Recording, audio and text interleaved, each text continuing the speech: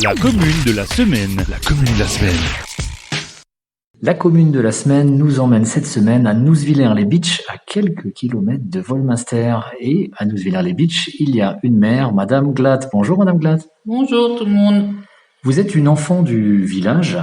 J'aimerais vous demander quels sont les souvenirs forts que vous gardez de votre enfance, voire de votre adolescence à Nousvillers. Alors effectivement, je suis née à Nousvillers. Mes parents, du côté maternel, ont vécu à Nousvillers de génération en génération. Donc les souvenirs importants, c'est que c'est un village agricole.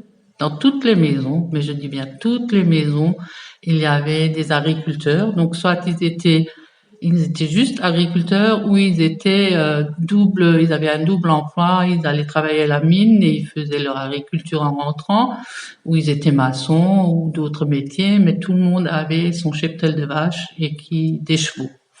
Puis après, apparu le tracteur, voilà.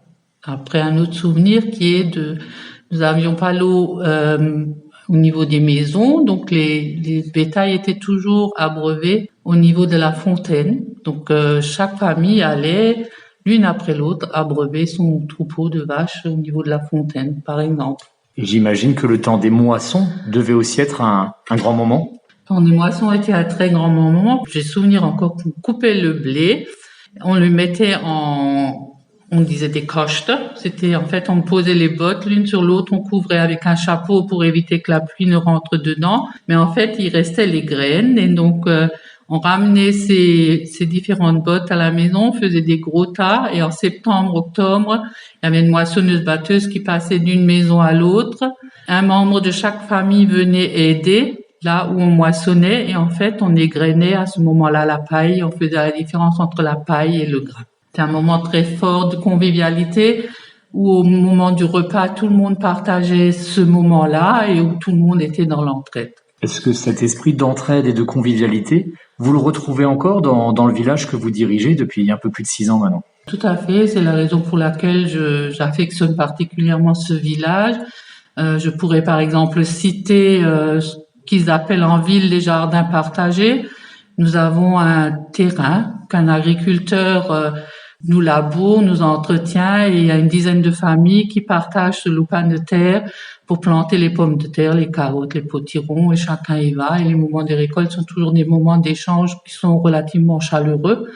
Donc oui, tout à fait. Et chacun connaît ce qui se passe chez le voisin, s'entraide, l'un avec une machine, l'autre avec des fruits et l'autre avec des légumes. Être maire d'une petite commune, 150 habitants, ça veut dire également ne pas avoir toute une ribambelle d'employés pour vous seconder. Il y a une secrétaire de mairie à temps partiel et un technicien, un agent technique à temps partiel. J'imagine qu'il faut être multifacette pour être premier magistrat dans un petit village. C'est toute la difficulté, c'est effectivement de ne pas avoir assez de personnel et pas forcément du personnel spécialisé dans tous les domaines. Donc, dans le village, quelqu'un qui est électricien, si vraiment c'est trop compliqué, on va lui demander. Si on a un peu de terrassement à faire, celui qui a le matériel, il viendra nous le faire. Et notre agent communal, lui, il intervient essentiellement pour ce qui est nettoyage des salles ou l'entretien des fleurs. Mais quand lui est absent, c'est au maire ou à son mari ou à la famille d'intervenir. Voilà, c'est surtout cette difficulté-là de trouver quand vous avez qu'une personne, les risques, s'il lui arrive quoi que ce soit, il est seul et le fait de devoir suppléer au manque. Et au-delà de la convivialité et du partage dont vous parliez, de l'entraide, est-ce qu'il y a un endroit peut-être dans le village, même si c'est dur quand on est maire de faire une sélection, faut se mettre personne à dos, est-ce qu'il y a un endroit qui vous plaît tout particulièrement, un point de vue, un endroit de nature, un coin de verdure, quelque chose qui vous plaît plus qu'ailleurs? En fait, moi, j'adore la campagne, donc c'est descendre derrière ma maison, aller dans la Foxhill. Voilà, c'est un lieu où il y a une rivière qui coule paisiblement avec une zone humide. J'y étais ce matin parce qu'on a fait le relevé de toutes nos rivières et de nos points d'eau, qui est vraiment un endroit magnifique où vous rencontrez pas une âme, vous entendez les oiseaux, le bruissement du vent, vous sentez les fleurs, les arbres, vous êtes tout seul au monde et au paradis. Est-ce que c'est une respiration nécessaire quand on est élu de pouvoir comme ça être justement au bord de l'eau, tranquille, sans personne? Je pense que c'est une respiration nécessaire pour tout le monde, surtout en ce moment, pas uniquement pour un maire. Voilà, après, il faut aimer. Il faut des gens pour aller en ville, il y a des gens pour la campagne. Moi, je suis plutôt campagne et c'est vraiment quelque chose qui me convient parfaitement.